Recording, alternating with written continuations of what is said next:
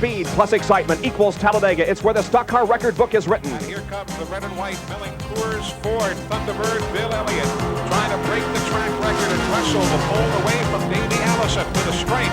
Bill Elliott posting a speed that is in excess of the track record, 212.809.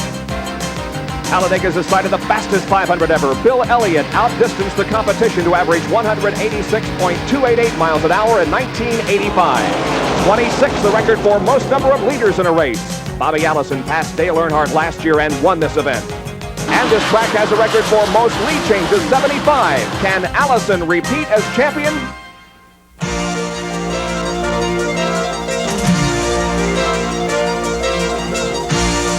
ESPN, the world's leader in motorsports coverage, presents Speed World.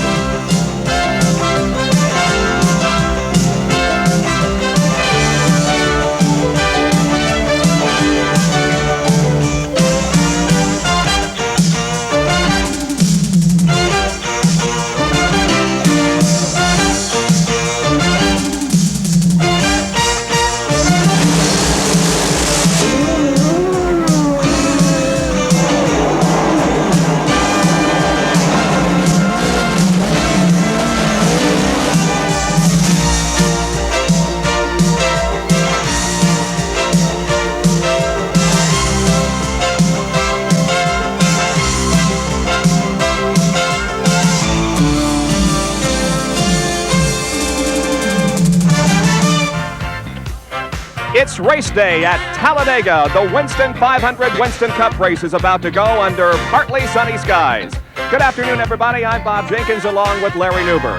The word Talladega, it means speed, it means competition, and speed's certainly something we've seen a lot of this weekend, Larry. Bob, you have to say the fellas didn't disappoint anybody. Maybe Bill Elliott could have gone a little faster, some people think so, but 8 drivers exceeded 210 miles per hour. That also constitutes 8 of the 10 fastest laps of qualifying ever in the long history of NASCAR stock car racing. And then the word competition. It's a track that's seen great competition throughout the years. Really has, Bob. The interesting aspect of the Speedway is that it seems like a lot of people who don't have an opportunity at other racetracks seem to be one of the contenders here. A couple of people, namely Bobby Hillin Jr. and Ron Bouchard, have their only Winston Cup victories right here at Talladega, and every one of them is always close, it seems. Another interesting aspect of this race today, the identical front row as last year, Bill Elliott on the pole and Bobby Allison alongside.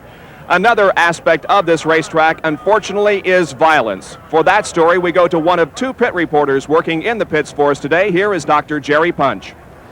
Thank you, Bob. You know, this track, unfortunately, has been the scene of 2 of the most violent and vicious multi-car crashes in NASCAR history. In 1974, a 19-car crash in the backstretch. But the one everyone remembers happened right here in the Tri-Oval in 1979. On lap number 3, Buddy Baker leading the field, cut a tire, spun the car, oncoming traffic, 39 cars at 200 miles per hour. 17 cars were destroyed. In fact, Kel Yarber says he remembers driving his car beneath the somersaulting car of Bobby Allison. Why the multi-car crashes at Talladega? Well, Bill Elliott says when you have 20 cars just inches apart at 205 miles per hour, if someone makes a mistake or something happens, you're helpless. You're simply a passenger aboard this machine. He said it's like I'm flying my airplane and the wings come off. I know I'm going to crash. There's nothing I can do about it. It's a really helpless feeling. For further stories about today, let's go up to my colleague, Dick Berggren. Jerry, this is the racetrack where the unexpected happens. You never quite know what's going to go down here at Talladega. The races generally tend to be very close. In fact, the closest race in Winston Cup history happened right here at Talladega. We can expect at least half the field to lead the event today. This is a racetrack where a rookie can quickly become a superstar. Most of the field has qualified at over 200 miles an hour. The leaders will race this afternoon. It speeds in excess of 200 miles an hour. Bob? Thank you very much, Dick. You know, Larry, Jerry was talking about the violence aspect, but really this track does not have a large number of yellows in a particular race. It certainly does not have that record. No, it really doesn't. That is around 3 or 4 yellow flags per race, as a matter of fact. Just 3 or 4 occur here. And actually, when they get out there and go to racing, as long as nothing goes wrong mechanically, the drivers really enjoy this racetrack, and some of the best competition historically in NASCAR has occurred right here. Look at the thousands of people on hand here in the hot sunshine waiting for the start of the Winston 500. Well, we haven't forgotten about Dale Earnhardt, winner of the last 4 Winston Cup races, a man who has the utmost respect of his fellow drivers. Being a driver, I know when people aren't looking, he can go 500 miles an hour. I know for a fact that Dale Earnhardt has won all 253 races he's ever been entered in.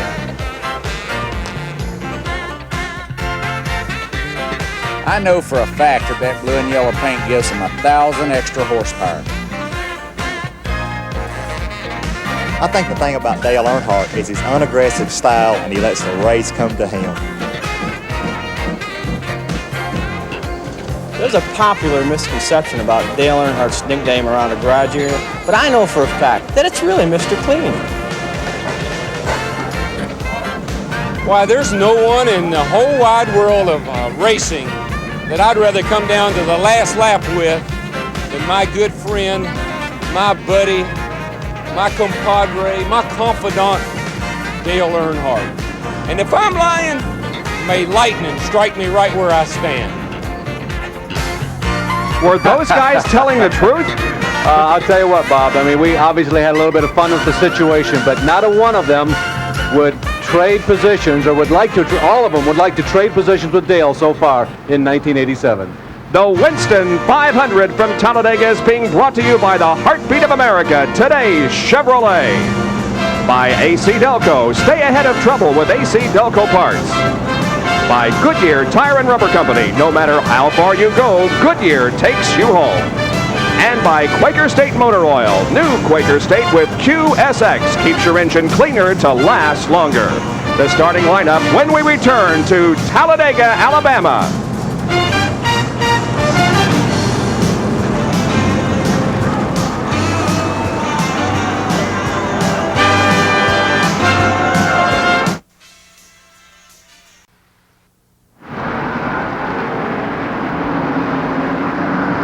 The weather here at Talladega, well, it's rather variable. We had heavy rain overnight. It showered and sprinkled this morning, but skies are partly sunny right now. It will be quite hot if the sun stays out. The temperatures have been near or just slightly above 90 degrees for the past few days. The field begins to move out onto the 2.66-mile racetrack here at Talladega. They'll take a couple of warm-up laps before they get the green flag. The banking in turns 2 and 3, 33 degrees, the same in turns 3 and 4. The tri-oval is 18 degrees of banking. And now the starting lineup for the 18th annual Winston 500. On the front row with a new qualifying record of 212.809 in the Coors Belling Ford, Bill Elliott, number 9.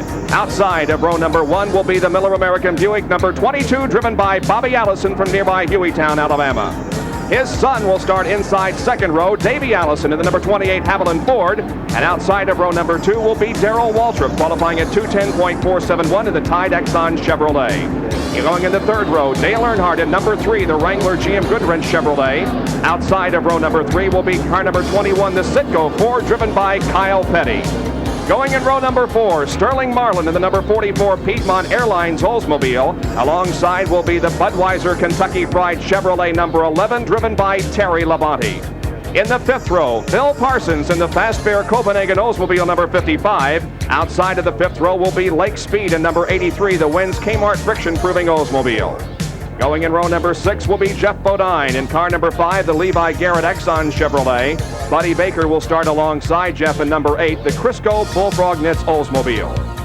In the 7th row, Ron Bouchard in car number 1, the Bullseye Barbecue Sauce Buick. And outside of him will be Rusty Wallace in the Kodak Pontiac car number 27. In the 8th row, it'll be number 90, the Red Baron Frozen Pizza Ford, driven by Ken Schrader. And Bobby Hillen Jr. in the number 8 Miller American Buick. In the 9th row, number 15, the Motorcraft Ford, driven by Ricky Rudd, and the number 29 Hardee's Oldsmobile, driven by Cale Yarborough.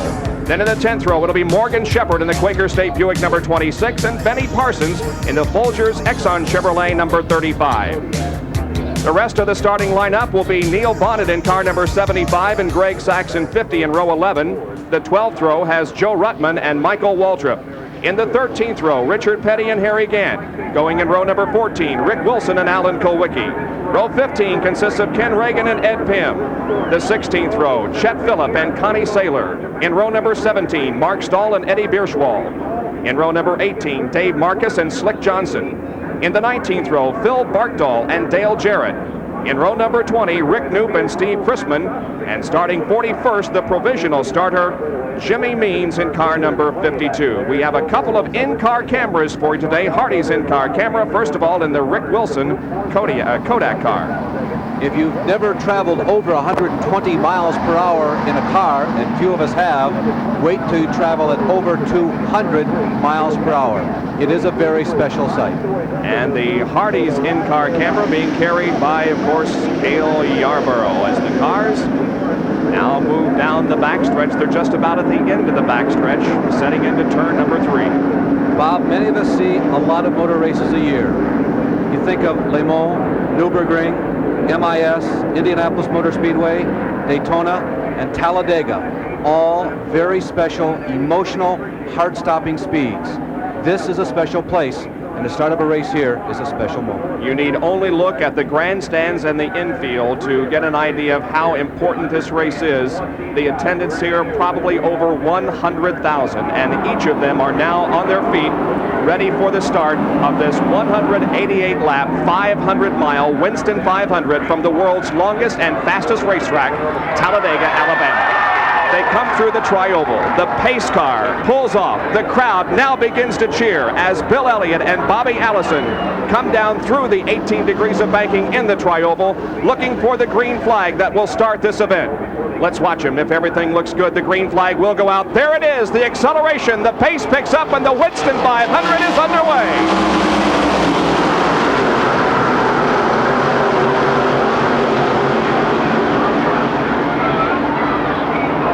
Side by side racing through turns number 1 and 2. Bill Elliott has grabbed the lead. Bobby Allison, who started second, is dropping back quickly.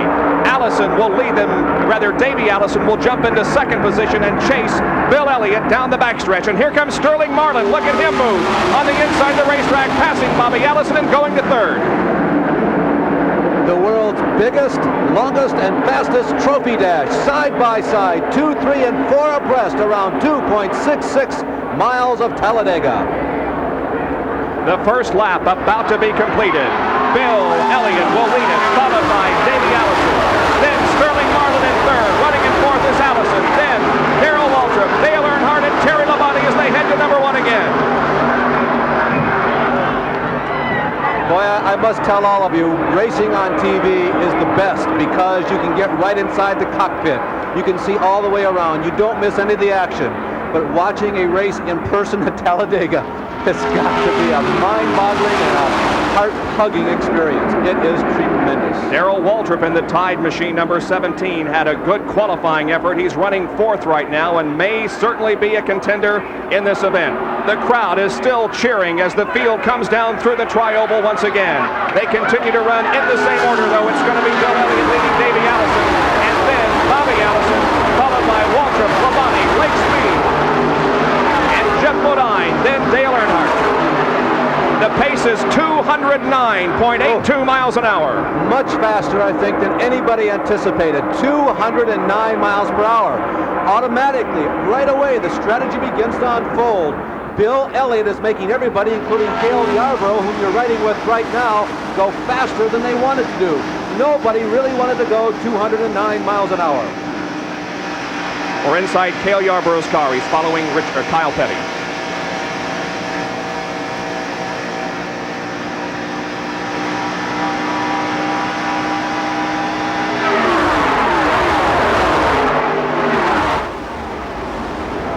On some of our in-car cameras, as we watch Kyle Petty going to the inside of Ron Bouchard, you will hear the driver on and off the accelerator. Not here at Talladega, they're on it all the way around, and Petty moves around Ron Bouchard.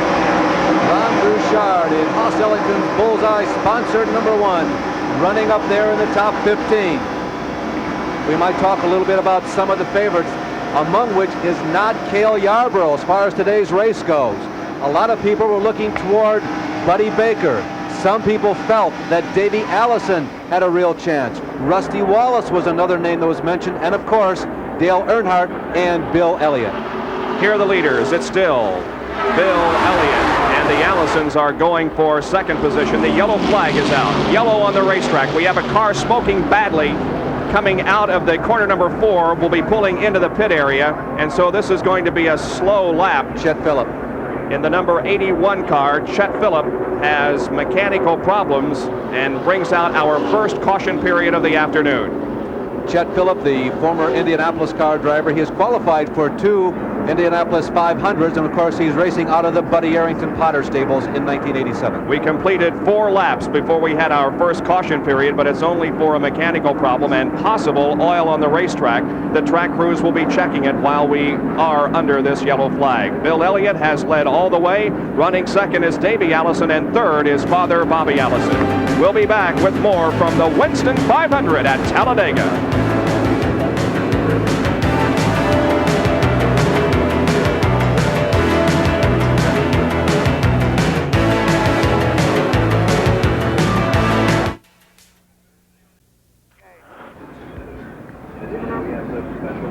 The first caution period of the afternoon here at Talladega. The reason, the number 81 car at Chet Phillip was smoking badly as it came into the pit area, and the track crews wanted to check for any oil out there. Bobby Allison in number 22 Miller American Buick is running third right behind his son, Davey. Well, Bobby Allison won this race a year ago, and he's had one of the better seats of watching the streaking Davey Allison, his son, and Bill Elliott. Bobby, are you surprised at the pace that Elliott is setting? Not really, Larry. We saw him run awful good in practice, and we really expected to see him run very fast. Bobby is one of the favorites. At this point, do you just run your own race, and whatever Davey and Dale or Davey and Bill want to do, just leave them go? Roger, I don't change my strategy any. I just go ahead and run our own race, especially this early. How about your car? Is it tight? Is it loose? Does the car feel real good? Right now, the Miller American Buick feels mighty good to me. Okay, Bobby, good luck to you. Lap number 6 has been completed. This is the second lap under caution. The field now in single file formation. We want to get our commercial breaks in here while there is no racing on the track, so we can bring you the real excitement from here at Talladega. So we'll be right back after these messages.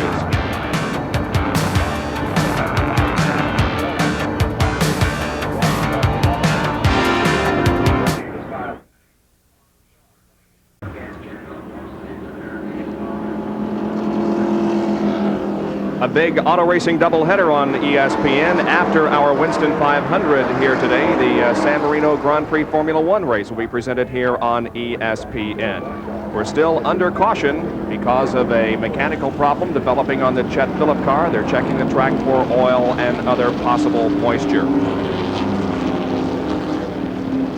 Well, Buddy Baker is currently running in 9th position in the Crisco car. He has been very successful here at Talladega. We asked him if there is something special about it. We understand that the race engine is even quicker than the qualifying engine. Well, you know, qualifying's one thing, racing's a whole different story. And we have a very good engine that we have for race day, and the car is, I'm able to stay right around the bottom of the racetrack, which is the quickest. Irregardless of what you see during the race, we'll probably be all over the place, but the real quick way around is a short way around, and that's the bottom. So I'm able to do that right now, and I was in practice with Bill Elliott just a few minutes ago, and I was able to pull right up under him and pass him. I don't think I've seen that in a while down here, but the car really does feel good, and it'll take, you know, the team effort, the good pit stops and the whole bit, but we're running as well as we did in Daytona, and we felt we had a real good shot down there, and it's going to be fun to race hard all day. And so perhaps the secret to success here at Talladega is running the bottom line. At least that's what Buddy Baker feels. There's the leader, Bill Elliott. As we remain under caution, Davey Allison is running second, followed by Bobby Allison in third. Running in 4th position is Darrell Waltrip in car 17, followed by Terry Labonte in Junior Johnson's car. Then the hot guy, Dale Earnhardt. Lake Speed has shown well in the early going. He's followed by Jeff Bodine, and then Buddy Baker and Sterling Marlin. Now, we'll see if we get a restart here. Yes, the pace car does pull off of the racetrack, so the pace begins to quicken now again as Bill Elliott smashes the throttle and prepares to take the green flag for resumption of this 188-lap event. This will complete lap number 8, and the green flag comes out once again.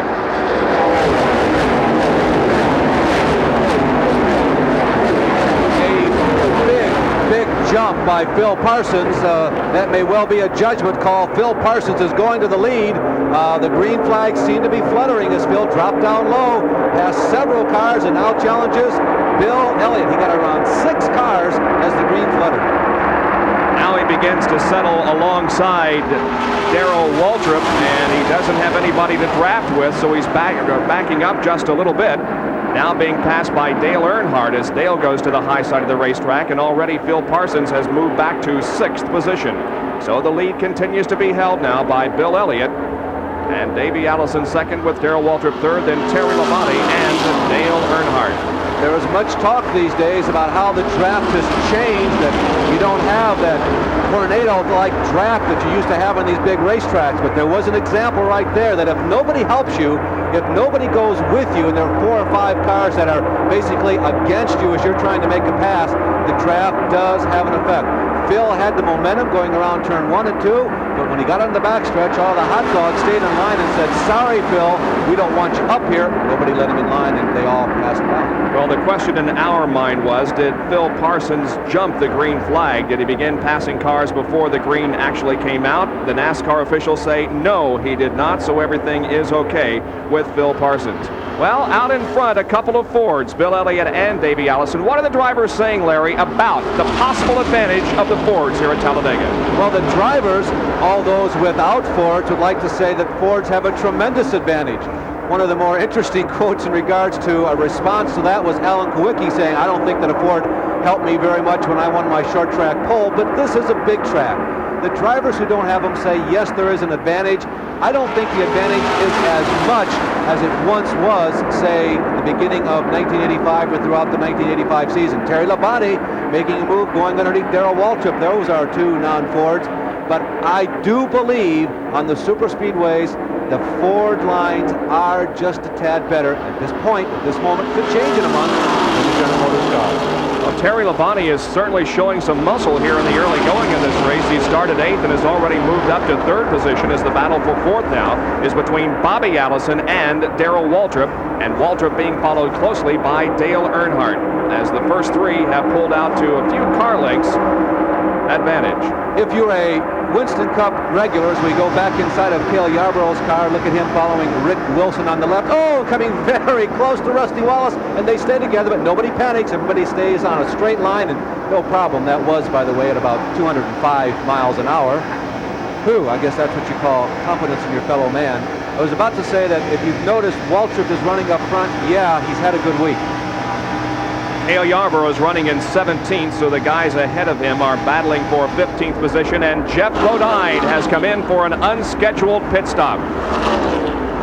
Jeff Bodine, who seemingly had the race won at Martinsville on a very short track a week ago when he was involved in a very minor altercation with Kyle Petty. He said that he did not think it was either one of their faults. He lost that race, and he had great hopes for today. Dick Bergen is down there now. Well, the hood is up on Jeff Bodine's car. This is not an easy situation, very obviously. One of the things that many of the mechanics are going to be watching here this afternoon, Bob and Larry, is the weather. The weather has been changing all day long. Most of the heat, most of the temperatures these guys have practiced at, qualified at, run at, have been in the 80s and the 90s. This morning, it was well into the 60s here. Now, that changes the way the cars run, changes the whole setup situation. So, because they don't really know what it's supposed to do this afternoon, some of the forecasts say showers, some say nice, some say cool, some say warm. Just about everybody has taken a conservative approach in setup. Right now, we're about to get some overcast. And meanwhile, up pit road is my colleague Jerry Punch. Well, Jeff Bodine's car, the Levi Garrett Chevrolet, being pushed back to the garage area. The word, the engine came unglued in the car. He will exit here. They're going to try to take a little look at it back here and see if there's something they can possibly fix, but they think maybe the engine may be gone. All right, thank you, gentlemen. 208.13 is the pace being set here in the Winston 500 as, again, we see the first 3 cars pulling away from the rest of the field. And those 3 are Bill Elliott, Davey Allison, and the Chevrolet of Terry Labonte. Remember that Terry Labonte has a cracked shoulder blade. Now, it's come a long ways in the last 3 or 4 weeks, and in talking with Terry before this race began, we're looking at Davey Allison on the right, the leader, Bill Elliott, on the left. That's where he's been since the green flag dropped. Labonte said this will be a good racetrack to drive injured. And because the speeds are so high, you glide around there. There's almost as much intellect that is involved as muscle running here at Talladega, and this is one of Terry Labonte's strongest performances. He really has not been in a position late in the race to win an event so far in 1987. A lot of people thought that he would be, and Labonte begins to make a move. He looks to the inside of Davey Allison. He glides past casually and easily, and Terry Labonte takes the runner-up spot as Jerry Punch has moved over and is ready to talk to Jeff Bodine. Well, a disappointed Jeff Bodine still sitting inside the Chevrolet trying to get the cool suit off. Jeffrey, a short afternoon. What happened out there? I don't even think it got started. I really don't know. Something went wrong in the engine. Acted like a bearing was tightening up or something, but I tell you, the car was handling so good. Rick, I'm sorry, we're trying. We're going to get out of this bad luck streak someday, but it was running and handling so good. I really felt like we had a good chance at winning or finishing good here anyway, but I don't know what's wrong. We keep trying, working hard, running good, but we'll get it all together one of these days.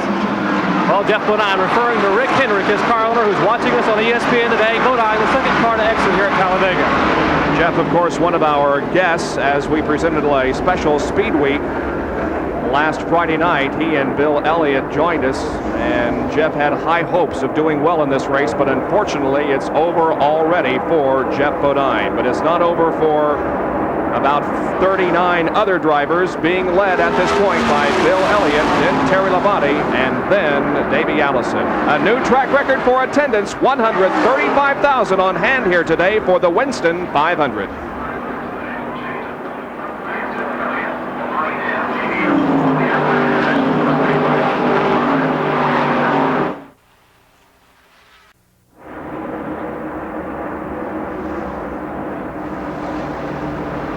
Of 188 laps completed, and Bill Elliott is the leader. Terry Labonte second, followed by Davey, Bobby, and Dale Earnhardt. Well, exciting NHL hockey tonight at 8 o'clock Eastern Time, Toronto. And we have a lead change here as Terry Labonte has passed Bill Elliott. So exciting hockey at 8 o'clock tonight here on ESPN. The Stanley Cup playoffs continue. Bob, I think that may be the first time in 1987 that Terry Labonte has taken the lead under a green flag conditions. That's the first time any of us can remember, and Labonte is opening up distance between himself and Bill Elliott. Labonte has been moving up ever so slowly. It happens in most instances gradually here at Talladega. You can see his best 87 finish was a fourth earlier this year, but Terry Labonte, we thought that there were some concerned looks in the Junior Johnson garage area, crew chief Jeff Hammond, throughout the week, but they have been a quiet but steady 210 runner all week long. And in the race, at least in the early stages here, Terry Labonte looks to be one of the strongest. Back in the pack, meanwhile, one of the best battles going on right now is between Buddy Baker and Bobby Allison, as they are going for that fourth position. Bobby Allison has it, but Buddy Baker has been challenging him for several laps now, and you can see how Buddy is running that low line, just as he explained a little bit earlier to us. That's where he likes to be, because simply that's the fastest way around Talladega. Baker has been the cream in recent laps, meaning he started in seventh about 4 laps ago, and he's been steadily rising. He just passed Dale Earnhardt about a lap ago. Bobby Allison is next up. Son Davey should be next. You can see Earnhardt, the yellow car, still in the picture. But Buddy Baker, who has a lot of sentiment among veteran observers, as one of the real threats. Oh, we have a problem. Allison is blowing a tire. Bobby Allison with a horrible crash here on the front stretch. It has torn out a complete section of protective railing separating it. Alan Kulwicki becomes involved. Debris and is collecting other cars. There was a lot of debris in the front stretch. Kulwicki was involved. Richard Petty, I think, is another one of the cars. Lots of debris on the front stretch. Now, Bobby's car, to me, appeared to stay together quite well. He did get up into the fencing, but not into the stands. And it was close, though. He has torn out a whole large area of guardrail. There it is, protecting the crowd from the racetrack, and he came very, very close to going into the stands. The car became airborne and went flying literally into that wall and catch fencing, but fortunately it did stay onto the racetrack. Bobby Allison is moving around in the race car, and that is certainly good news for us, but he has to be quite shaken after a tremendous crash. The red flag has been brought out And quite frankly, Larry, I think we're going to have to be red for quite a while because we cannot race with that protective fencing in the shape that it's in. It's just not safe for the spectators. It's pretty obvious why it was there, happening right underneath Harold Kinder. It wasn't the fence that caught him, but they have built the cement wall here at Talladega just a little taller Bobby's than out. most racetracks. There's Bobby getting out of the car. I told you that Bobby's car, though, was heavily damaged. It did stay together. The integrity of the roll cage is intact. The crowd is giving Bobby a very warm welcome out of that machine, but the car lived up to NASCAR standards. Larry, I think a tire blew. I think I saw a tire coming apart while he was right here in the tri-oval nearing the starting line. Right rear, it begins to shred, and the car goes out of control. You're at 210 miles an hour. You can see the right rear going. You see the debris there on the left-hand side of your screen.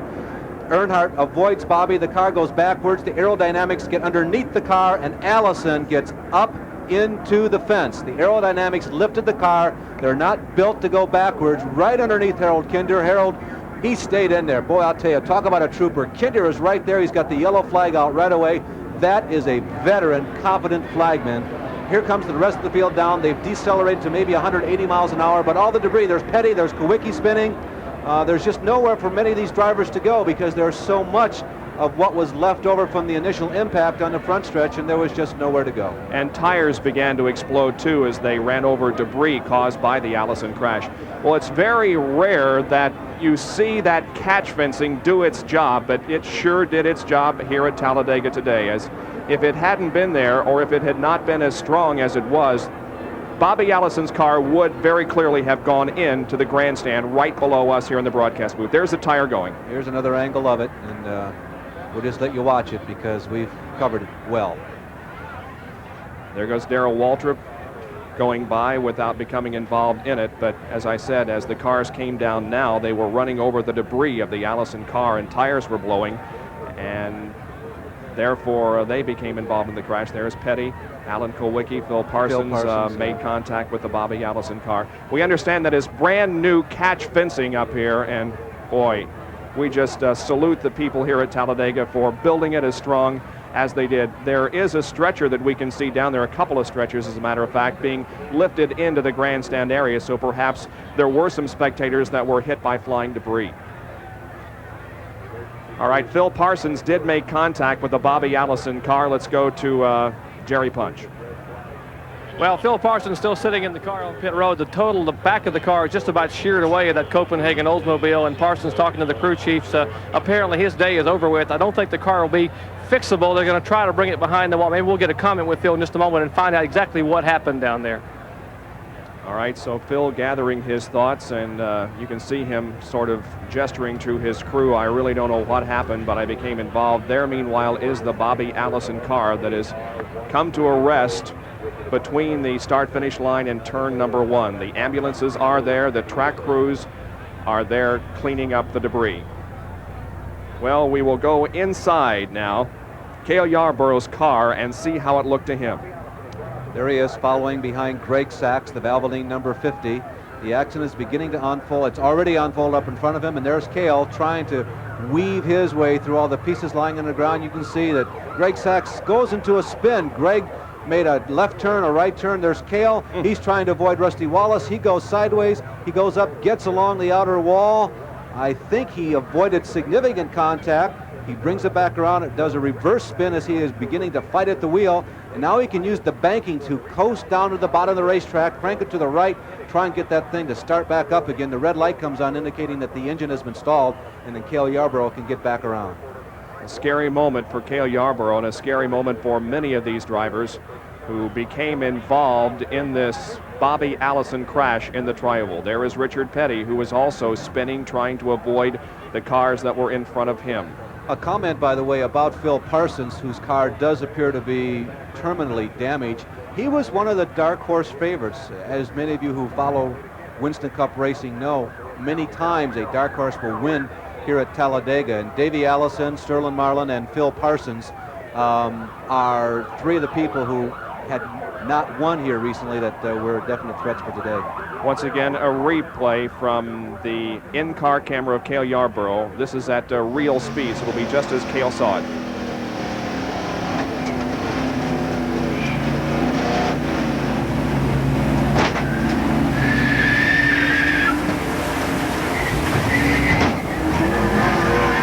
appeared as if Cale pretty much had it saved, but was hit a couple of times and then lost control.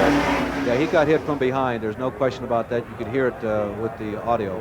All right, let's go to Jerry Punch again and Phil Parsons. Well, Phil's still sitting in the car on pit road trying to get the helmet unhooked. And Phil, what happened out there? I have no idea. You know, my spotter came on the radio and told me there's a big crash in the front stretch. So I was slowing way down right here in the tri-oval and got slowed down pretty good. I was waving my hand because I was in a bunch of traffic, and I probably slowed down to 70 or 80 miles an hour just picking my way through the debris, and somebody hit me from behind, I guess turned me around. I thought somebody else hit me then real hard, but that must have been when I hit Bobby. I heard somebody say that I hit Bobby after I got turned around, so I'm sure that's probably what it was. Are you going to have to park it now?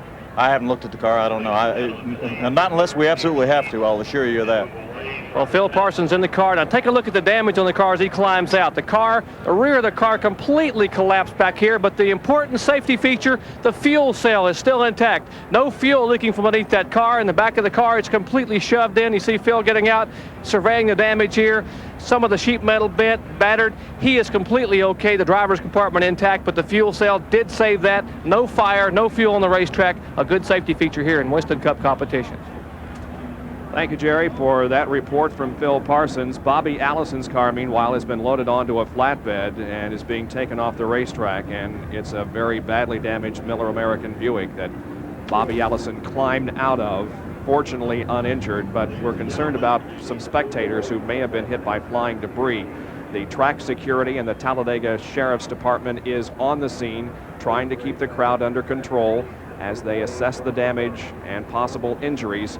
That is the area of the crash, and it is just almost underneath Harold Kinder's starting area. Well, let's once again go down to the pit area for this report. And I'm with Benny Gertel. He's team manager for Stavola Racing. Benny, you were close to that accident. Yeah, I was up there spotting for Bobby, and when he come through the tri-oval, the right rear tire blew, and the air picked up the car and sent him right into the grandstands and ripped down portion of the fence. And then when he came back onto the track, spun around a few more times, and he said he was all right for now. And then here come Phil Parsons and hit him again in the door. Then I asked him how he was, and he still said he was all right. So that's racing, I guess. How about the grandstand? Could you see, is everybody okay up there? Everybody in the grandstand seemed to be okay from my vantage point, but I'm not really sure, Dick. Well, that's good news. We certainly hope everybody is okay. Benny Gertel, he was real close to that thing. He said it almost got him. All right, thank you, Dick. 22 laps have been completed here at Talladega out of 188, and that's kind of ironic because it was the number 22 car of Bobby Allison's that started this multi-car accident here in the tri-oval. There is Allison's car being taken back to the garage area on the flatbed. Well, a scary moment for all of us. We hope that everybody in the grandstand is okay. It appears as if all the drivers managed to escape this very bad crash okay here at Talladega. So we're going to take another commercial break. We are under a red flag condition at Talladega.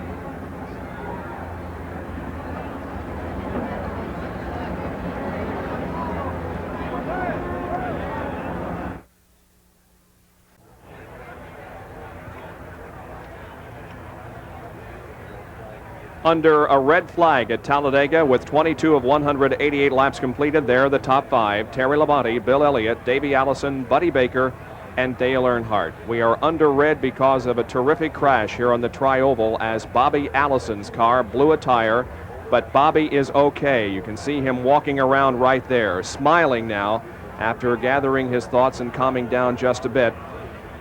A tire shredded on the car. He's waving to the crowd now and nearly got into the grandstand. It tore down a huge section of catch fencing. And by the way, as I said earlier, that is new catch fencing. There is Bobby Hillin, Bobby's teammate. That is new catch fencing, and the feeling is that if this accident would have occurred a year ago with the old catch fencing, Bobby Allison could very well have gone into the grandstand. Yeah, they rust after a few years, and it's difficult to assess just how sturdy it would be. Although it is the absolute contemporary style of fencing, the NASCAR people have been very conscious of putting the utmost to security and safety measures into the design of this racetrack. So it's likely that the old stuff, it might have been a little old, but it was pretty strong too. The leader of the race is Terry Labonte. He's with Dick Berggren. Terry, you were certainly in the right place at that particular moment. First time you've led in the new car. Must feel good today. Well, it really does. You know, all the guys really got the Budweiser Chevy running super today. It's really handling good. You know, of course, Elliott and some of the other guys are awful strong, but I really feel good about it. The car's working awful good. People have been talking about the Fords here as Talladega as being the fastest. You're in a Chevrolet. Can a Chevrolet win today? Can you win today? Well, I hope so. Okay, that's Terry Labonte. He's in the lead. He's in the best position when the green flag flies again. Now down pit road to Jerry Punch. Well, Bobby Allison just walked out of the infield care center. First of all, Bobby, are you okay? I'm okay. Very thankful to the good Lord that I'm not hurt, and I hope nobody else down there is hurt too bad. What happened down there? I think I ran over something. I couldn't really tell. Something bounced under the car, and then the tire exploded. And I think I ran over something and cut my right rear tire down, and it spun the car in the tri-oval there, and up in the air it went, and round backwards. So just nothing I could do. Any recollection of hitting the fence or who might have hit you when you came down? Well, I knew I hit the fence, and yeah, I recall that quite well. I don't know who else was involved, and I'm very disappointed anyone was involved. I'm very sorry about that. Well, Bobby Allison, a true champion, even in defeat here at Talladega. You know, the last couple of races, Larry, we have seen incidents of fans, if I can use that term loosely, throwing beer cans and other debris on the racetrack and really creating a serious situation. I think we have to compliment the fans here, because when that car hit and there was obvious pandemonium down there, most of the spectators kept their cool and rushed to the aid of their fellow spectators. Most everybody who comes to Talladega is pretty serious and sit up in the main stands, because you have to make a major financial and emotional weekend commitment to come here. And those, for the most part, are pretty hardcore race fans. But you're absolutely right, Bob, that everybody remained in their seats. Everybody kind of stayed back to make certain that everything was under control as the situation unfolded. And really, nobody rushed down and crowded out the safety officials or the law enforcement people. There was no crowd control that was needed. You know, Bobby Allison had, for him, a very typical weekend again. On Friday night, he watched his son Clifford win at the Birmingham International Raceway, local by here, and he spent Friday night repairing Red Farmer's car. He raced himself last night, again on a night with little sleep, and here at Talladega Sunday. We had an ARCA Permatex 500-kilometer race here on this racetrack yesterday. ARCA competitors, and at the very beginning of that race, Jerry Churchill dropped to the bottom of the racetrack with a blown engine, and that was an indication. Actually, it wasn't a blown engine, but a mechanical problem, and that was the first of many incidents that gave us concern in that ARCA race yesterday. The ARCA drivers have shown marked improvement on the super speedways in recent years, but this race would not be without one major incident, which really wasn't the fault of any driver or group of drivers. It was similar to the situation we just saw here in the front stretch. There's Dave Fletcher on the inside and Red Farmer on the outside. And then a flip in the tri-oval as Billy Simmons' car got upside down, the number 17 machine. It landed in the entrance to the pit area, but fortunately Billy Simmons climbed out of that car. It was a little bit dusty. In fact, it looked sort of like a chimney sweep after that accident, but he was completely uninjured and walked away from the crash. Summer has come early to Alabama. There is Sergeant Charlie Glotzbeck. Yes, the same one who once held the Alabama International Motor Speedway one-lap track record. The white car there on the low side. Sergeant Charlie Glotzbeck has come out of Indiana, where he has been running dirt track cars the past 3 or 4 seasons. And says, gee, maybe I'd like to do this again. Has he lost anything? No. There he goes by Grant Adcox, who came into this race having won 2 in a row for ARCA here at Talladega. And then a holocaust in the pit area. While trying to refuel the Bill Scott car, a fire broke out. And one of the crew members, whose name is Harry Rommel from Nashville, Tennessee, was burned rather extensively. He is suffering 2nd and 3rd degree burns. 3rd degree burns on 5% of his body. He's in the University of Alabama Burn Center, Caraway Methodist Hospital, and we wish him the best. Jeff Bodine saw this occurring and came down as a former volunteer fireman. He pretty much knew what to do, gathered a fire extinguisher, and started to extinguish the flames. That's Rommel being airlifted to the burn center as the race got underway once again. A number of people appear to be candidates, certainly most notably Glotzbeck. Adcox was right in there. He was certainly a candidate. At this point, Glotzbeck had pitted before many of the other top contenders. We didn't know exactly why. Jeff Hammond told me later he was crewing that car, as a matter of fact, yesterday. He thought maybe they missed something. He didn't understand why everybody did not pit. There's Adcox making his move. And then as they came around turn number 3, we've just had a restart. The field is tightly bunched, and then watch this. 14 cars pile up, 10 of them unable to compete in the race any further. There you can see the melee down there in turn number 4. A fire breaking out in the Tracy Reed car, but it extinguishes itself quickly. But there was a lot of damaged material down there. No driver injuries, however. Then the finish, Grant Adcox was able to pull away from Charlie Glotzback in the closing stages, and Grant Adcox won his 3rd consecutive ARCA race here at Talladega, tying a record set by Davey Allison in ARCA competition and Buddy Baker in Winston Cup competition. He did make it look easy. The top 5 finishers in that race, Glotzback was 2nd, Red Farmer was 3rd, Bobby Waywack 4th, and Dave Pletcher finished in 5th position. Might add that all 5 of those people had strong races. There was nobody in that group that backed into position. All of them looked like they were a threat to win. Well, there is the cleanup going on down near the starting line as they're trying to repair the catch fencing, which will have to be repaired before we could start the race again. The cars are lined up on pit road. And by the way, that ARCA race that we had the highlights from just a few minutes ago will be on ESPN at 2 o'clock Eastern Time on May the 23rd. It's an exciting race. We hope you'll be with us for that, May 23rd at 2 o'clock Eastern. Darrell Waltrip's car also was damaged slightly in that accident. Now, while we are red here, the crews cannot make any repairs to the cars, so it'll have to go into the pit area after we resume this race to get repairs made. What will happen is that we will not go back immediately to green. There will be, under these circumstances, perhaps as many as 5, at least 4 yellow flag laps. So most of the people who have repairs to do will be able to accomplish it during that yellow once we go back. But we are going to be down quite some time because serious, significant repairs have to be made to the wheel fence on the front stretch. Again, though, the reason for the red is a crash involving Bobby Allison, and he is okay. We'll be back at Talladega after this.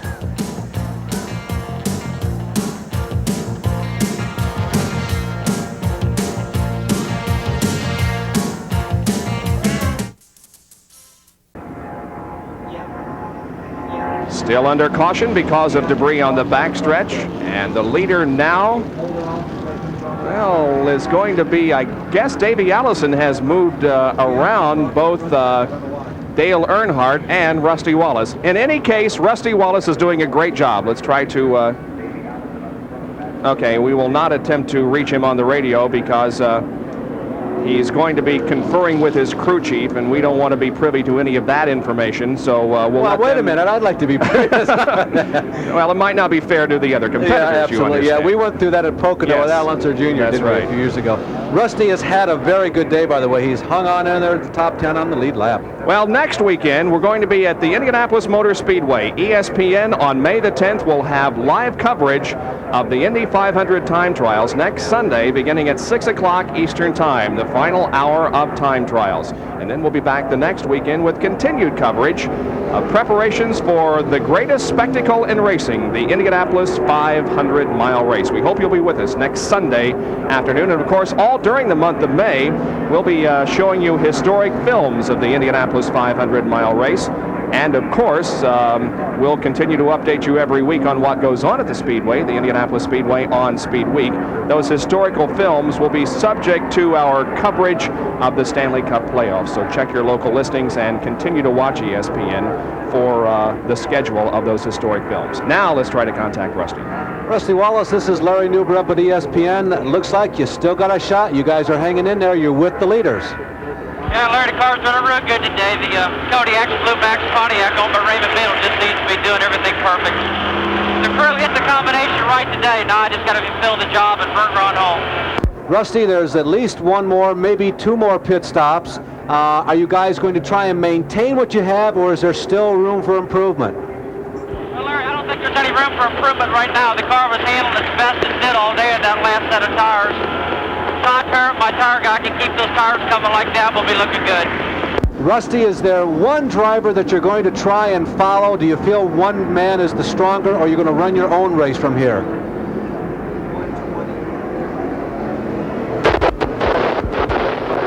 Well, the radio breakup has occurred, so we won't be able to give you the answer to that question. We'll instead have to watch to see how things go. Anyway, the drivers have been given the signal one more lap to go, so next time by, we'll receive the green flag and go back to racing, and that will be on lap number 120. So Dale Earnhardt is a leader. I don't know why Davey Allison moved ahead of Earnhardt and Wallace there for just a moment. He was not the first car out of the pit area and therefore should not be the leader. He has fallen back into fifth position right now. So Earnhardt is going to be the leader with Rusty Wallace second, then Bill Elliott, followed by Terry Labonte, and then Davey Allison. Dick?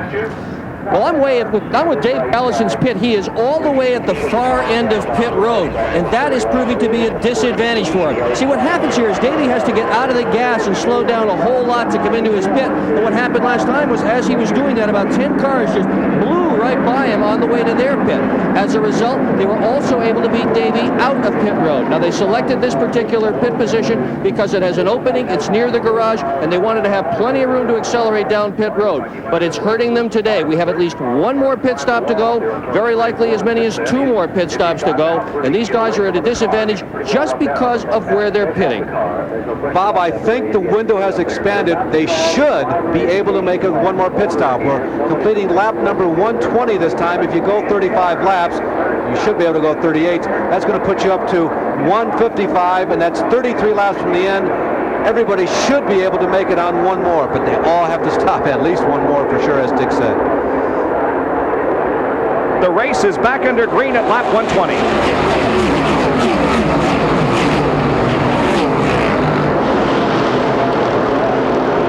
Now we're going to see how strong Dale Earnhardt really is and whether the Fords of Bill Elliott and Davey Allison are more superior.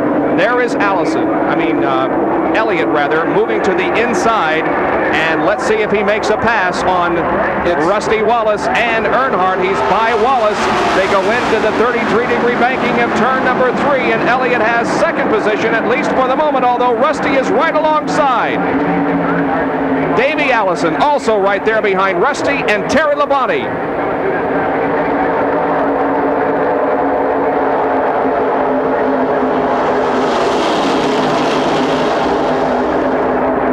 Wallace. Yes, Wallace has the lead. That gives us our 13th lead change among 9 drivers. Both Wallace and Earnhardt lead for the first time today.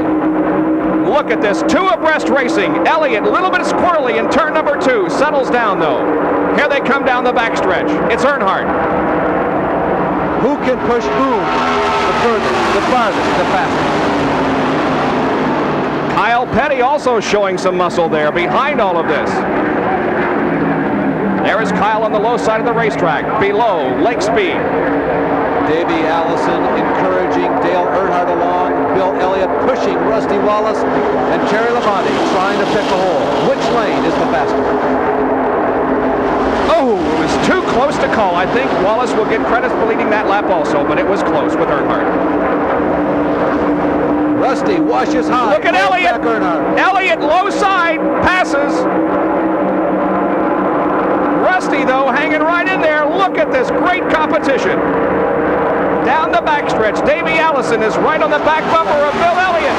And now Allison goes for it on the low side. Look, oh, they almost touch. Unbelievable. Allison has the lead. Kyle Petty is coming on the low side.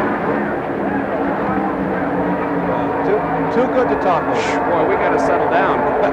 We're still 68 laps away from the end of this race.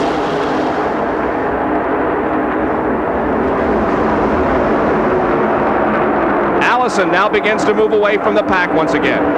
I believe he is the dominant, the strong car, Larry. He certainly appears to be, Bob. I'll tell you, on the last lap, it looked like that Elliott had designs of Davey following him through. I thought that wave was, you see Bill waving again, this time to Kyle, saying, follow me through, we will get underneath Rusty to go into the corner. And the last time that Bill did that, Davey dropped down low and just ran off and hit.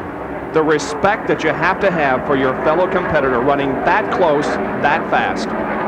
What an interesting, important moment for Davey Allison. I agree, Bob. I would have thought, and about 50 laps ago, I was thinking in my mind, I think that Elliott has got this race. I still stand by that because experience really pays off, but in a crucial period in this race, one pit stop from the end, Davey Allison has shown to everybody, hey, guess what, fellas? The number 28 car is going to run up front here, and to win this race, I'm the one you got to beat. Elliott, Bobby Hillin, and Kyle Petty now beginning to form a group. Here comes Terry Labonte to the inside of Dale Earnhardt at the end of the backstretch. And Terry Labonte moves to third. Remembering back to Daytona, yes, Bill Elliott won the race. Yes, it would seem like that Bill Elliott had dominated, but remember there was a man who led Bill and definitely had the faster car than Bill at certain stages of the race. It was the black, white, gold, and orange trim number 28, Joey Knuckles, owned by Harry Renier and driven by Davey Allison, the guy who's streaking away. You saw him just go out of your picture quickly. He's not even in the group. He's way out front. Davey Allison's last lap, 208.40 miles an hour. 208 miles an hour. We invite you to stay tuned for SportsCenter following the Winston 500, which of course is running way long because of our 2-hour and 38-minute delay because of a crash involving Bobby Allison. He was uninjured, but it tore down some fencing that they had to repair. Chris Berman will report on Dr. J's final basketball game on SportsCenter. Join us for that right after the conclusion of the Winston Cup race. Let me go back to something, Bob. 208 miles per hour you guys drew on that? Yes. 208 would have put it about 15th on the grid, and that is a clean 2 or 3 miles an hour faster, I think, than most people would have liked this pace to be. Davey Allison is really giving them all something to shoot for. Boy, he sure is. That is a strong race car, and we could very well again see this afternoon a first-time winner emerge from this race here in Talladega. There's a battle for second. It involves Rusty Wallace, Earnhardt, Bill Elliott, Terry Labonte, and Kyle Petty. All 5 of those right there, and so is Bobby Hillin. Now remember, Rusty said, hey, this is it. I don't think there's any room for improvement. This is about the optimum that I can run. He is able to lead the pack, except he can't catch Davey Allison. But if that is true, that Rusty's car is about maxed out, that means that everybody is probably showing everything that they have.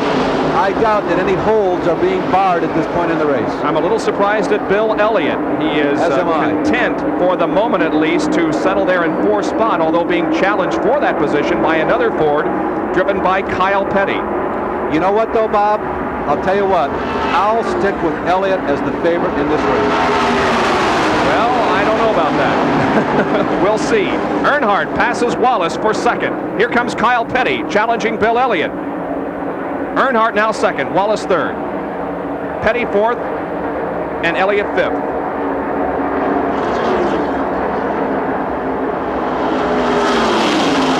Just one quick comment about Dale Earnhardt. He's had 4 consecutive wins, and that ties the record. Nobody has ever won 5 races in a row except Richard Petty back in the previous era of NASCAR. That last lap by Davey was even faster, 208.7 miles an hour.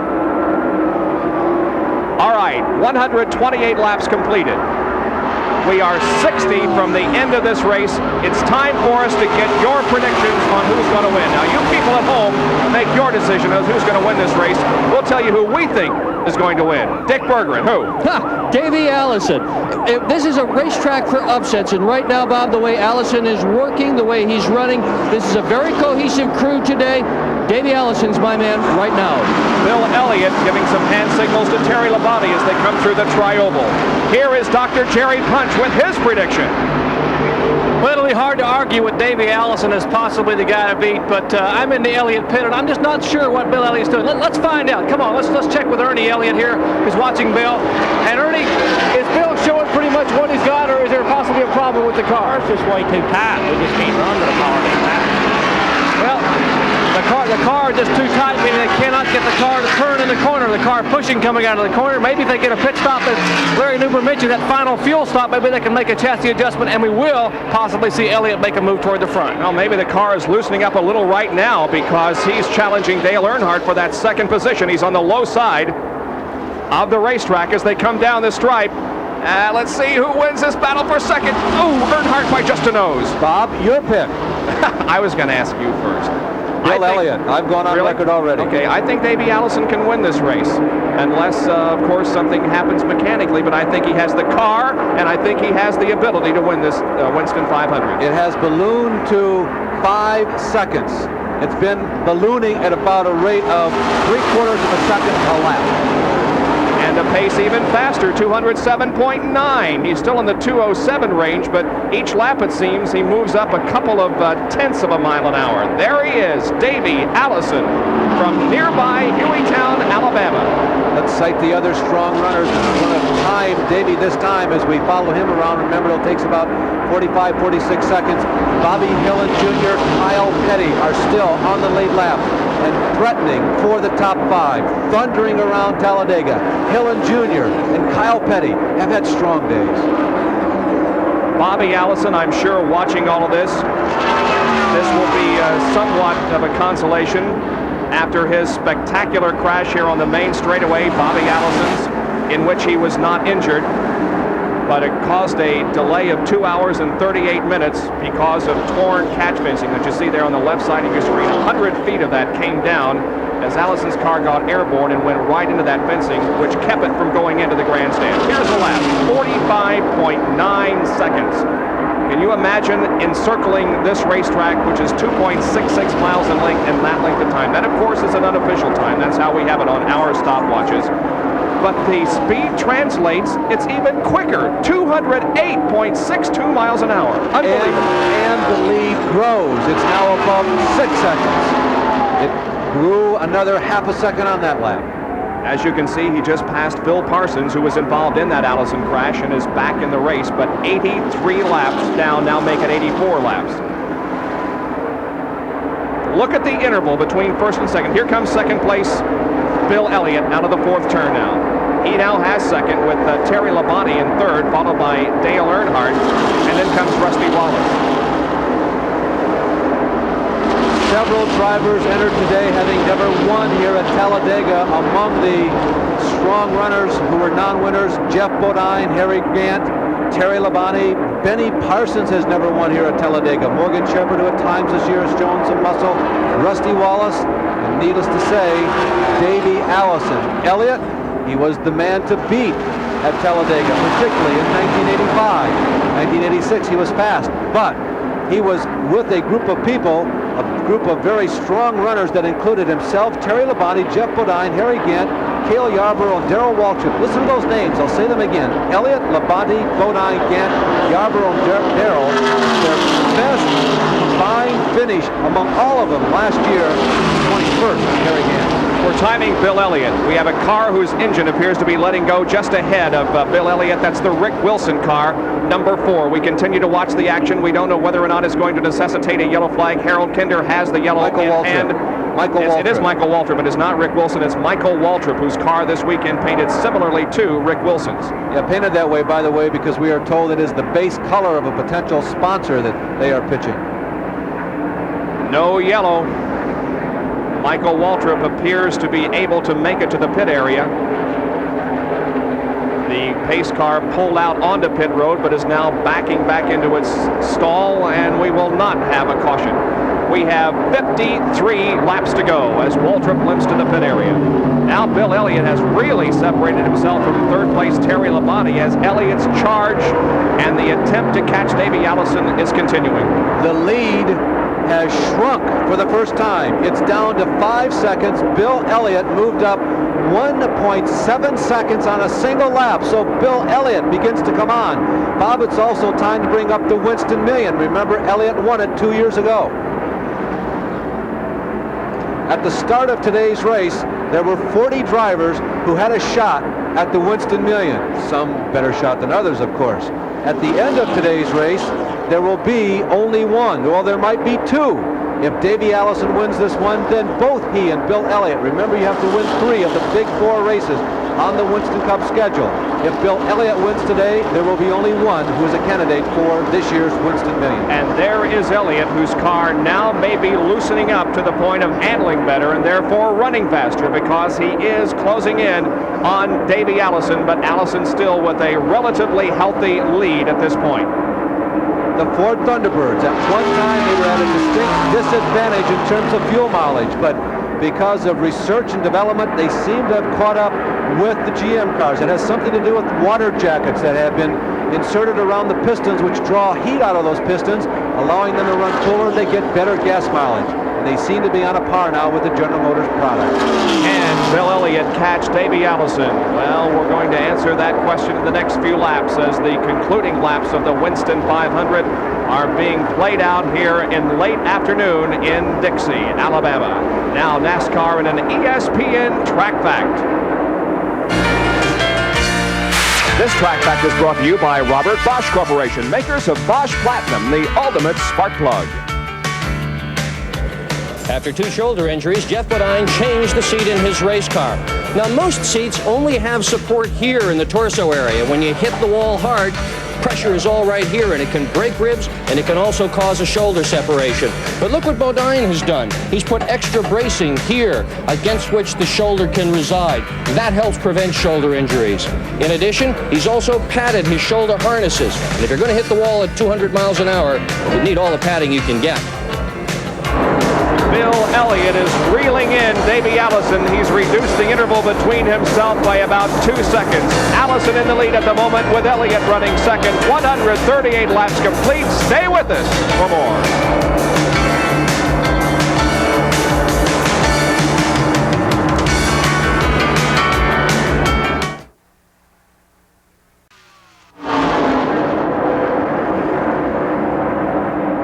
On a Sunday evening in Talladega, Alabama, the Winston 500 is being played out. It is Davey Allison leading Bill Elliott. The interval about 4 seconds. In third position is Terry Labonte. Fourth is Dale Earnhardt. And fifth is Bobby Hillin Jr. Here comes Labonte, Earnhardt, and Bobby Hillin Jr. That's how close that battle is. The question, do they have lights at Talladega? Yes, it's natural. Bill Elliott is low on the racetrack and may be finished. The Ford drops low. Has nothing to do with fuel. A long ways away from the pit stop. Bill Elliott, is he braking? It looks like curtains for Elliott. Very slowly down the backstretch now as Kyle Petty and others pass him. Let's go to Jerry Punch. What's going on, Jerry? Well, a lot of dejection in the Coors pit for Bill Elliott. They think he may have dropped a valve, possibly lost a cylinder in the car. They're going to bring him down pit road. Ernie Elliott down in the crew waiting on him.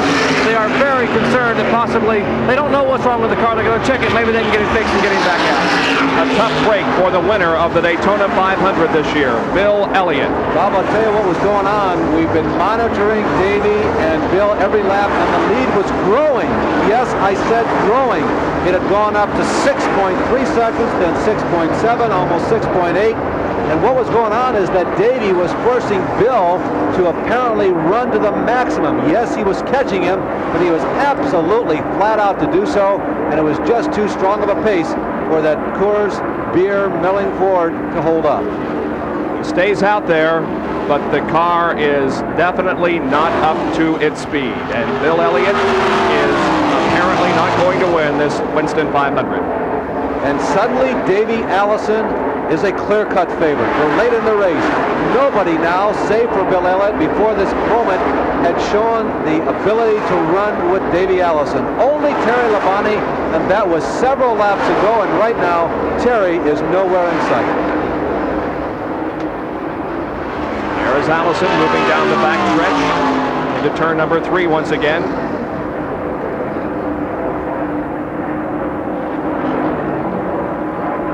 Let's go back inside the Rick Wilson car, sponsored by Kodak, and we thank Kodak for their promotional assistance and consideration in providing these tremendous pictures from there. Not only do they give us great pictures as far as still photography is concerned, but boy, some great shots from the Rick Wilson car. Thank you, Kodak. Sterling Marlin directly behind. Jerry, you got a confirmation on Elliott's problem? Well, we have. Ernie Elliott has been on the headset with his brother Bill, and apparently they feel that what we speculated was correct, that they have indeed dropped the valve. They're on 7 cylinders, the engine running very sourly as he comes by. Each time he comes by, they pull the headsets off and listen and just shake their heads in dejection here in the Elliott pit.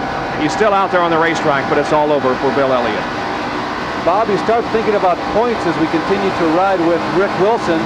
You know what? Old Neil Bonnet is running on the lead lap. He's in 8th or 9th position, 8th position right now at this moment. He came into today 3rd in points behind Elliott and Earnhardt. Now, He's going to pick up some ground to Elliott. He's obviously going to lose out to Earnhardt, but Bonnet is having a really good year point-wise, isn't he? Bob Rahilly and Butch Mock must be very happy.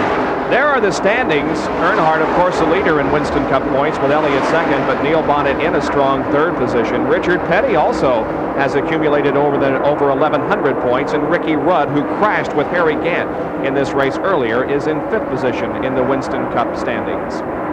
And there, once again, the best battle on the racetrack. That's Terry Labonte in number 11, Earnhardt in number 3, and Bobby Hillin Jr. in number 8. This is for second position. This has got to be, though, a psychological victory for everybody, particularly the man there third in line, Bobby Hillin Jr. Finally, they are running with Earnhardt. Finally, he does not look invincible. It had to be depressing for a lot of the other top teams because for a number of weeks there, it seemed like even when they made mistakes, he won. Finally today they have caught him, and several people have been quicker. He has won 6 of the first 8 Winston Cup races in 1987, including the last 4 consecutive. At Darlington, at North Wilkesboro, at Bristol, and at Martinsville. But it appears as if he may not be in a winning position here at Talladega this afternoon, although he's still very much in this race. But this group of 3 cars here, Labonte, Earnhardt, and Bobby Hillin, are way behind the leader, Davey Allison. And remember, following up on that story about the Winston Million, we are going to have a second candidate. The winner of today becomes a candidate for the Winston Million. The man to win the Winston Million has to win at Charlotte in May, and then on Labor Day at Darlington, the track too tough to tame. If somebody can win 2 of those races, it is a $100,000 bonus. And Rusty Wallace is involved in a bit of a battle with Kyle Petty there for position. That's for 5th. Now that Lake Speed car there, number 83, he is down a lap and being shown in 12th position. But the leader of those are down 1 lap, Bob. It's unfortunate Lake apparently lost out on a pit stop, but he's been running strong. The first guy 1 lap down.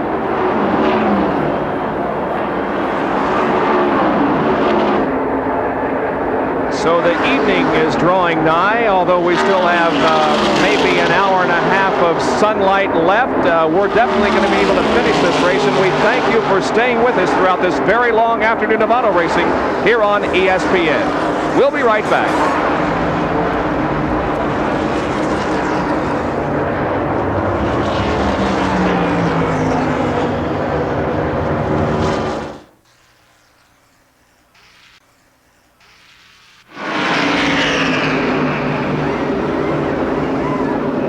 Pit stop taking place for Terry Labonte. The crew rushing back across the wall. 37 laps to go. Labonte getting a push down pit road. The Budweiser Chevrolet. He should be able to make it the rest of the way on fuel. That pit stop for Terry Labonte. Let's go up pit road to Dick Berggren. Davey Allison still is not here. They're ready for him. They anticipate his arrival at any moment. Allison has managed to go further on the racetrack. That is key. They are close if they have to go all the way to making this thing. We still do not see Davey Allison on pit road, but he is due here momentarily. Well, he's still in turn number 2 now on the backstretch, Dick. We'll see if he comes in this time around. Davey Allison, the leader of this race. Most everybody else has come in for their final pit stop. Bob, they're right at the outer limit, and Allison, well, I thought he was slowing down, but I guess you just lose the illusion of speed when you watch him all day. Well, he is slowing down to come into the pits, but I don't think he slowed down prematurely. Here he comes, Dick. They're at the outer limit. I mean, 38 laps is that window, and that's where they're at right now, 37, 38 laps. So the idea here is to get the car down as low as on fuel as you possibly can at the end so it's light.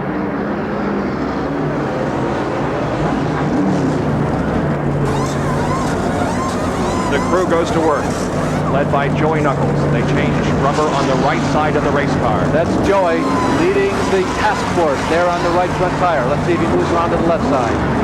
Whips the hose around. They're very happy. Apparently the balance of the car has been just perfect. It's been running smooth and fast. They did not change left side rubber. That's an indication that the car has been running flat level on the racetrack as it goes around the 33-degree banking.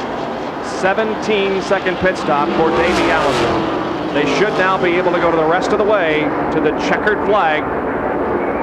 It might be Davey Allison in victory lane here, or it could be one of about 6 or 7 other cars and drivers that are still on the lead lap. He got out significantly ahead of Terry Labonte. The 2 of them have made their final pit stops. and Davey has what amounts to a half-a-mile lead on Terry Labonte. He is exiting the backstretch, and right now Labonte is entering it. And there is Bill Elliott, whose car is being pushed behind the pit wall. Well, Bill Elliott's getting pushed behind the pit wall. We'll try to get a quick comment with Bill if we can, as he's still in the car, going along the side here in the Coors Ford. Well, we're here with him. Bill, what happened out there to the car, Bill? I don't really know. I think it dropped the valve. Looked like you really had a good shot at it. Might have been you and Davey Allison as the two strongest cars in the field. I don't feel like I got to beat Davey. Davey was running too good. Is there anybody that can handle him at all now? Oh, not a soul. Well, that sums it up right there. It looks like it's going to be Davey's afternoon. Bill Elliott. All right, thank you, Jerry, and thank you, Bill, for taking time out to talk with us. I know that sentiments aren't too good at this time, but there will be better days for Bill Elliott, we know. So Bill thinks that nobody can touch Davey Allison, that if his car holds together, Davey Allison is going to win his very first Winston Cup race. Will he? Well, stay with us and we'll answer that question now this break.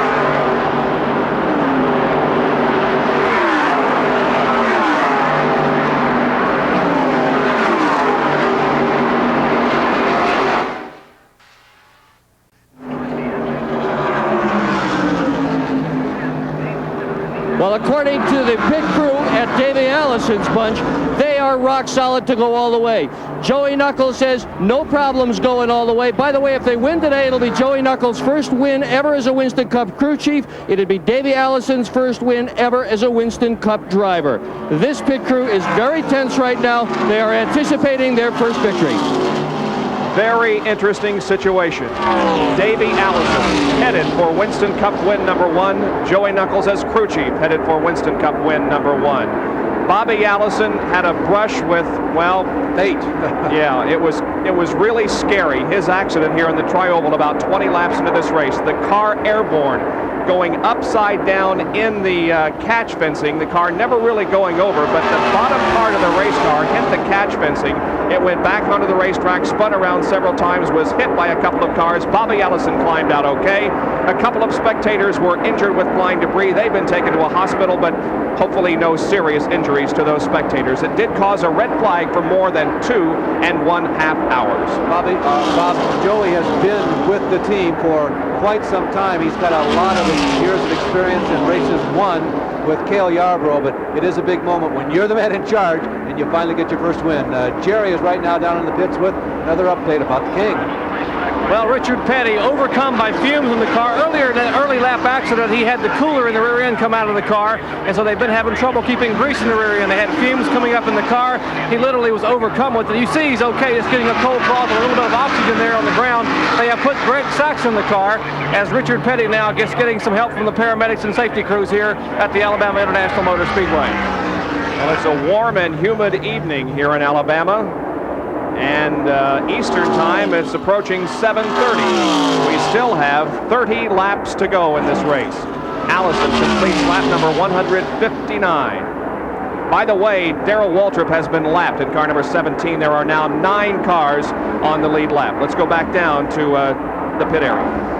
Richard Petty sitting up now. Richard, paramedics have got some cold cloths on him, trying to get...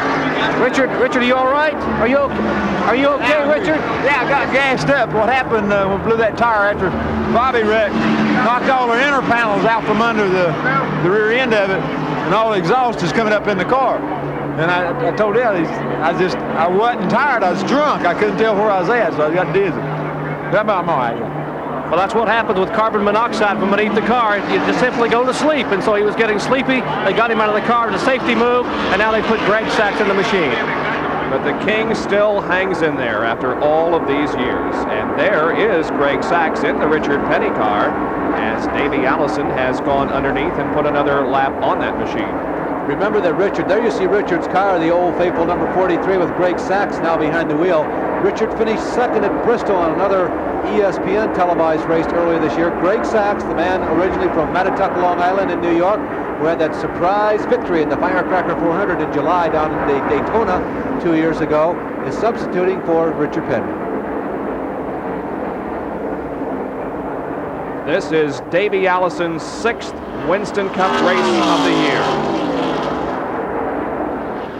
And his 13th career start. Let's go back down to Dick Berggren, who is with a very nervous individual. Dick? Well, I am with Deborah Allison. Deborah, how do you feel at this moment? Very nervous. That's what they said on top. What are you thinking at this point? What's going through your mind? I'm trying not to get too excited, but I just hope he can do it. I just hope he stays out front. But you've been here before when your husband has won at Talladega. You've been here before when Davey has won at Talladega. I was here when he won the ARCA race, but this is just great. I mean, this is just so much better. Crash in turn 2. We've got a problem in turn 2. A car sliding to the bottom of the racetrack. I believe that's Ken Reagan, is it not? Yeah, Kenny Reagan, number 77. Did not see it develop. There was some flame as the car was coming down the banking. Apparently, it has snuffed out. Now, the interesting move here is, if there is a move by everybody, will everybody pit? Will people try to make last-minute adjustments in an effort to catch Davey Allison? Will Davey come in? Are they completely happy? Have they saved one set of tires? We have seen many Winston Cup races won at this very moment. One car is dominant, everybody pits late in the race, and somebody, usually one of the veteran crews, pulls a rabbit out of their hat.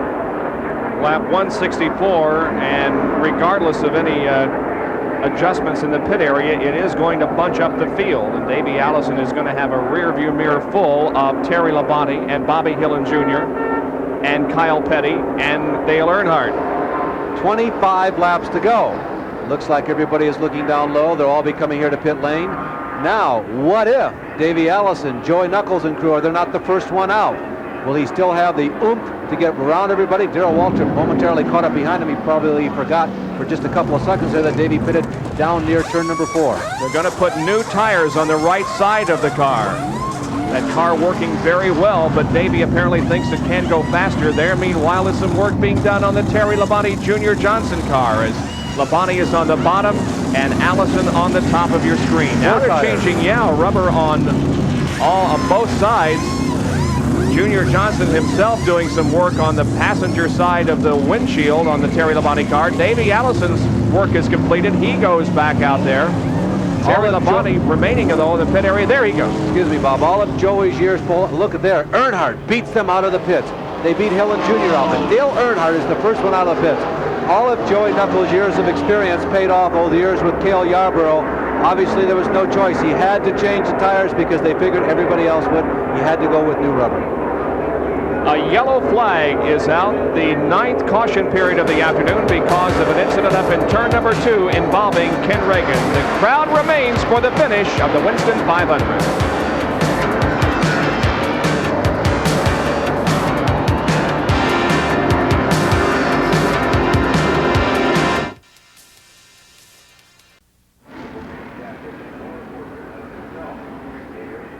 Back at Talladega for the Winston 500. It's getting pretty dark here. Really, the camera does not reflect the darkness. Perhaps those yellow lights that are flashing on and off give you a better idea of how dark it is getting. Skies are still in pretty good shape. No threat of rain to interrupt the finish of this race. We are interrupted here as far as green is concerned because of an accident in turn number 2 involving Ken Reagan. Ken got up against the outside wall, scraped along it for a while, and then slid down the backing. Is in the inside of the racetrack on the apron as the track safety crews are over there tending to and cleaning up the debris scattered by Ken Reagan. There are the clouds, but I would consider them just partly cloudy high clouds. Dale Earnhardt came into today's race as the only driver to lead 8 of 8 races, and he has led a couple of times, make that a few times today. So he's the only driver to lead 9 of 9 races, and quick pit work has once again gotten Earnhardt out. This is the stuff that champions are made of. These guys are just amazing this year. Without a doubt, Dale has not been the fastest car today. I mean, it's been bad enough when he's been the fastest car because Richard Childress and crew get him out in front of everybody else anyway. And now they're still turning the trick. They get him out of the pits here with inside of 30 laps to go, about 25 laps to go. Make that 23 laps to go, and he is up front again. Let's give you the 9 cars that are on the lead lap. Earnhardt, Davey Allison, then the number 27 car, Rusty Wallace, Bobby Hillin Jr., Terry Labonte, Kyle Petty, Neil Bonnet, Dave Marcus, and Ken Schrader. A lap down in 10th position is Morgan Shepherd, then Lake Speed, Benny Parsons, and Darrell Waltrip. Those are the top 13, 9 on the lead lap. Also coming into today's race, or should I say this evening's race, Earnhardt had 148 points more than he had in 1986 at this time. Bill Elliott had 193 points more. He has not been able to keep up with the pace, but Dale Earnhardt has. Can Dale Earnhardt substantially add to that total? We'll be back to let you know.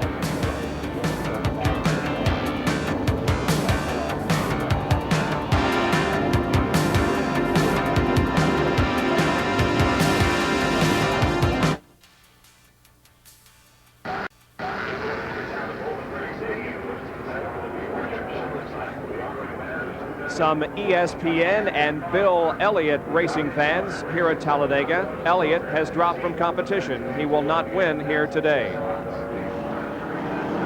Well, NASCAR, we understand, has just announced that in 10 more laps this race will end, and that is because, I assume, of darkness.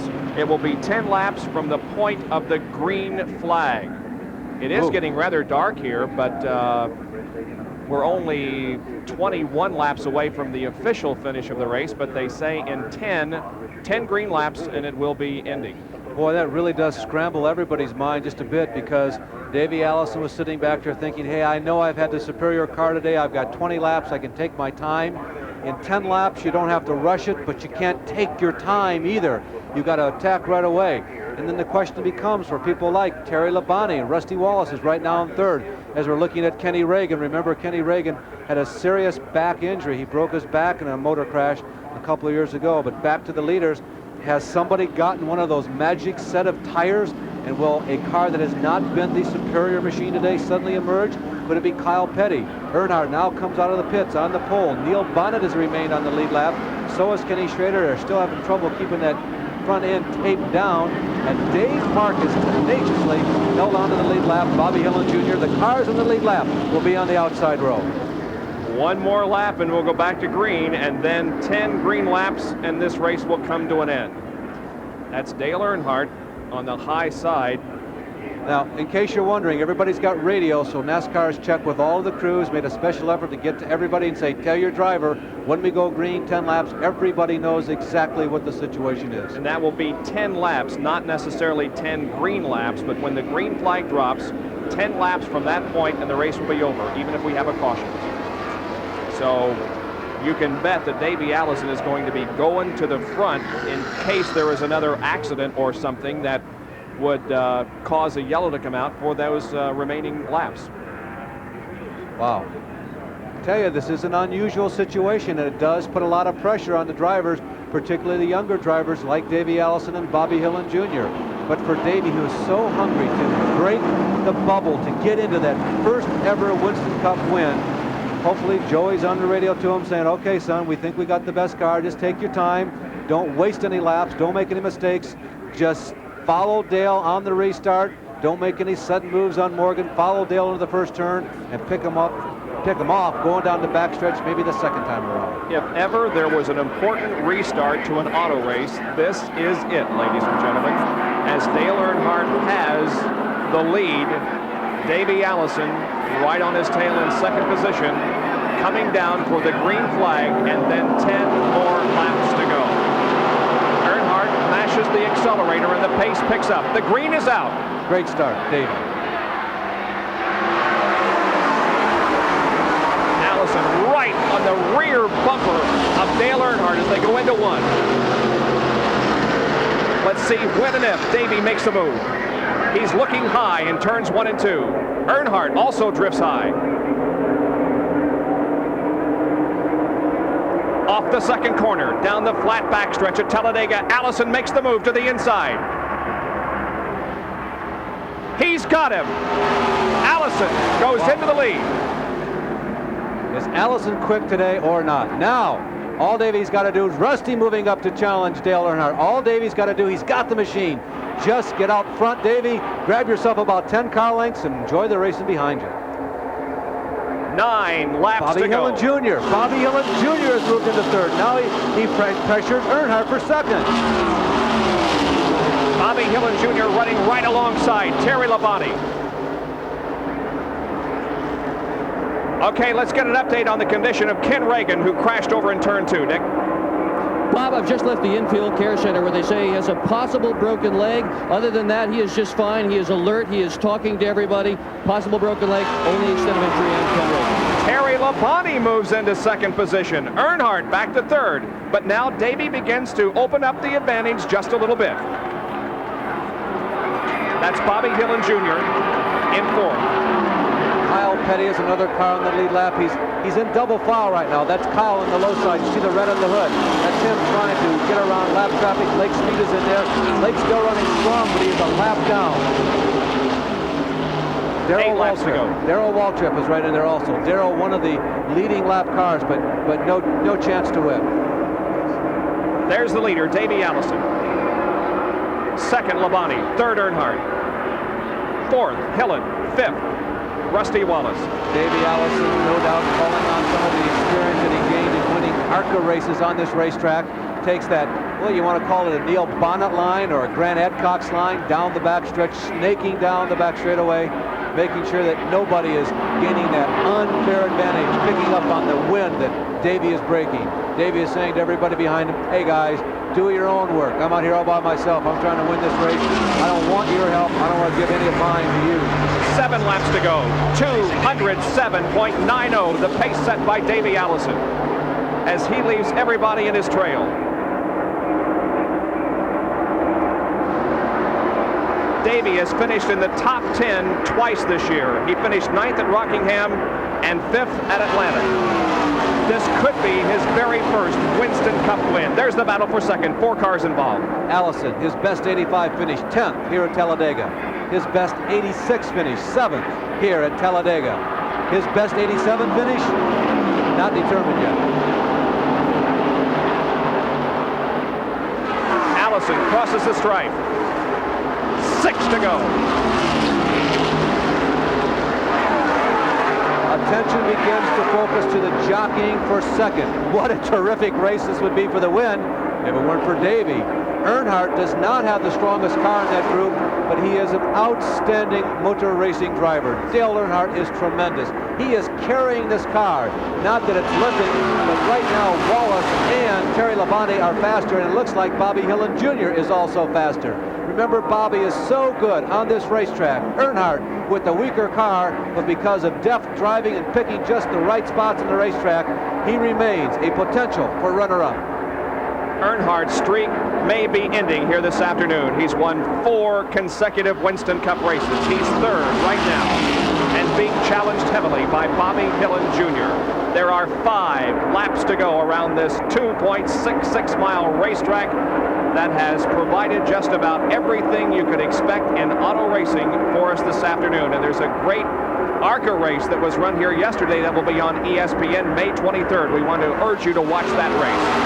Earnhardt gesturing to Bobby Hillin Jr. behind him. Don't know exactly what it was. It did not look like, hey, come follow me. Not a Crispin St. Peter move. 2, 3, 4, 5, and 6 right here. They're all following Davey Allison. Here he comes through the tri-oval once again. There are 4 laps to go in the Winston 500. The crowd is cheering Davey Allison as he flashes by the start-finish line. Terry Labonte, his best finish in 1987 so far, a man that many people felt would be the favorite to win this year's championship, has been a 4th so far this year. Traditionally, Terry has known how to finish up front in all the Winston Cup races. Traditionally, Kyle Petty going high. Traditionally, Junior Johnson's cars to finish. That's why everybody thought he must have the inside track to the championship. They didn't count on Dale Earnhardt being bulletproof. Earnhardt was a little squirrely, it appeared, up in turns 1 and 2 on the last lap around. He's carrying the car, Bob. I think that Dale is really working hard. 3 more laps to go. Allison still in command of this race. but a tremendous battle involving Terry Labonte, Dale Earnhardt, Bobby Hillin Jr., Kyle Petty, and Rusty Wallace for 2nd through 6th position. Now at this moment, everybody's 2nd, 3rd, 4th on back. They have to begin to position themselves. Look at Kyle. Kyle, I think, is doing just that. He made the same move on this lap that he made the last lap. But they all have to start calculating. Now, Terry hasn't given up on winning yet, but it's beginning to look a long ways away. There's Kyle going to the inside of Hillin. But each of them has to decide, where do I want to be on the last lap? Don't count out Rusty Wallace. He still definitely has a shot at the runner-up spot. Now there are just 2 more laps to go. The interval between 1st and 2nd is closing. Labonte is catching Davey Allison. We could have a contest for the lead, let alone 2nd place. I sense that Davey is being extra special careful, Bob. He has a 2-lap advantage. He can get out of the throttle by maybe a 1/16 of an inch. And that's probably stretching it, but Davey can cool it just a bit. Maybe this is a veteran-type move. This is an experience-type move. Maybe. Let's see. There you see Bobby Hillin and Rusty Wallace running side by side in turns 3 and 4 coming through. Here comes a white flag from Harold Kinder. When he crosses the stripe, 2.66, there it is. 35 degrees, miles to go. His wife hoping that Davey can hang on for 1 more lap. And Joey Knuckles, the young crew chief on this car, may be winning his first Winston Cup event ever. No conversation. Joey just looking down, checking the stopwatch, checking the chart. He's making sure they've done everything right. Anything to keep your mind off of the emotion. Davey Allison, a half a lap to go. Let's watch and see if Davey Allison can win the Winston 500. He's in turns 3 and 4. He's on to the tri-oval, a short straightaway connecting turn 4 and the dog leg here in front of the grandstand. He's a few feet away from the checkered flag. There it is, Davey Allison wins. Terry Labonte finishes 2nd. And Dale Earnhardt finished 4th. He was passed by the number 21 car of Kyle Petty as they came down. So Kyle Petty picks up 3rd and Earnhardt drops to 4th. Then Bobby Hillin Jr. and Rusty Wallace. The sweetest victories are the first-time winners. What is it about Talladega that produces these first-time winners? The high sign from Dale Earnhardt. He leaned out the window and gave the okay sign to Davey. He said, young man, you drove yourself one heck of a race. There's Joey Knuckles receiving the congratulations from the people in the pits. And the spectators are cheering Davey Allison as he has his hand in the air. Davey Allison has had a shot at a couple of other races this year. He's had a couple of crashes that he's had to survive. He's been fast every time out. They opened everybody's eyes when they debuted with a rookie driver at Daytona. They qualified on the front row. He has a pole already in 1987, and now he has a win. Davey Allison has qualified for the 2 special races in NASCAR for 1987. He has put his name into the record books along with his father.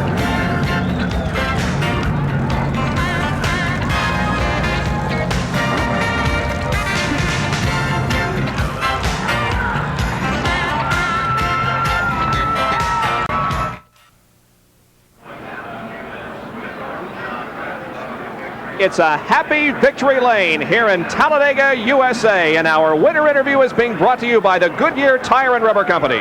No matter how far you go, Goodyear takes you home. Let's go to victory lane. We got it. Davey Allison in victory lane and getting his 5th win here at Talladega, Alabama, trying to get unhooked, and the crew absolutely mobbing him. He's still shaking hands on the other side of the car. Davey trying to get unhooked, and Davey, a tremendous race. Congratulations. I'll tell you, Jerry, this Haviland Motor Oil Special here, I'm going to tell you what, this thing just been awesome all day. These guys did a super job on this car, and I could do anything I wanted to with it. I'm going to tell you what, I'm just tickled to death. Well, Bill Elliott said he thought he was the only one that possibly could handle you as he's trying to look for his cap. There he gets the sponsor mark put on his head, and they're still celebrating. Davey, it looked like possibly you and Bill Elliott were the only 2 that could run together out there. Oh, Bill, he was pretty strong right there at the first of the race, and I just tried to ride along with him and keep my car ready for the end of the race. And there toward the middle, everybody started running side by side, and it let me get away. Let me just take it easy on the car all day, and that saved it for the end. And I'm going to tell you what, this Allen Motor Oil racing team they're the best, I'm telling you what. Well, they're pumped out here. Not only does he win the Winston 500, he now is the newest entry into Winston, the richest race per mile in NASCAR, coming up in a couple of weeks, $600,000, and he bumps Buddy Baker from that race. Davey Allison climbs from the car. The fortunes of the Allison family celebrating in victory lane. Well, champagne all over the place, but happiness in the victory lane area as Davey Allison wins, followed by Terry Labonte. Kyle Petty was third, Dale Earnhardt was fourth, and Bobby Hillin Jr. finished in fifth position. Just a tremendous race here this afternoon at Talladega. Congratulations again to Davey Allison. For Larry Newber, Dick Bergman, and Jerry Punch, this is Bob Jenkins. So long, everyone.